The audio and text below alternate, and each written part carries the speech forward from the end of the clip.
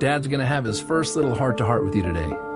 I'm guessing you probably came to this earth knowing all this, but by the time you see over 20,000 targeted ads aimed at you each year, thrown in with a few Disney characters, it'll get easy to forget. Let me start by saying I didn't sleep last night after hearing some of the latest studies. That this is the sickest generation ever, the fattest generation ever, and the first generation projected to outlive their children. But I believe as your dad, I have a say in this. I have no plans to outlive you, and I hope this is the start of many talks to come. So hear me out and don't interrupt me. So the first thing is the difference between the pharmacy and the pharmacy.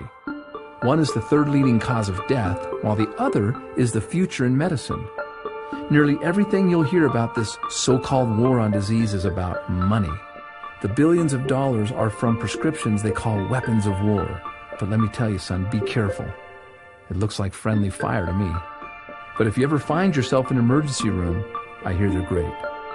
You were born into a generation that eats foodless foods and lifeless drinks. Your friends will think they're health nuts when it says 10% juice on their candy. Maybe this is why 3 out of 5 of your generation will get diabetes. When they think they're eating fruit, it's marketing. It's Fruit Loops and Apple Jacks and Crunch Berries. You need to know, son, that usually the inside of the grocery market is like a cemetery, a burial ground for synthetic, cooked, or processed foods. So people stroll up and down these foodless plots looking for the best packaging. We're a quick-fix generation focused on packaging and trends. But when it comes to your health, son, it's as timeless as the sky is blue. You want to see packaging? Who packaged this? Who made these bright colors? Now that's packaging. And it's through your innocence that you'll see the carrot looks like an eye, and we know that carrots are good for the eyes. Or the walnut. It's a little brain loaded with brain foods. And I'm amazed how the tomato looks just like the inside of a heart. You want to hear something kind of funny but sad?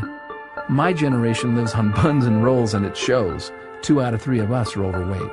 However, nature is nutritionally complicated, so we don't have to be.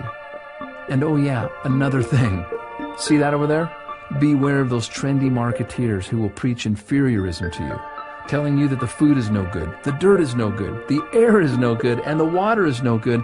They'll even tell you that you're no good, so they can sell you their lifeless, synthetic, fractionated supplements. Here's the deal. If you can breathe, keep breathing. And if the water's wet, drink it. The cleaner, the better. And of course, if God made it, eat it. If man made it, leave it alone or eat it in moderation. All of these drug and pill pushers have slowly handicapped our generation, making health an event. But you need to know that health is a habit. It's not an event. It's the little things we do day after day that lead to wellness or disease. It's not a handful of supplements chased by a frothy, nasty green drink on a Saturday morning. That's not health. That's hope and toxicity. Which reminds me, I am not going to raise you to be a fanatic. Fanatics die every day of self-inflicted stress. That's why they have bad breath. So live a little, but do so with your eyes wide open. Someday, you're going to have dreams just like me. Dreams of love, family, money, spirituality.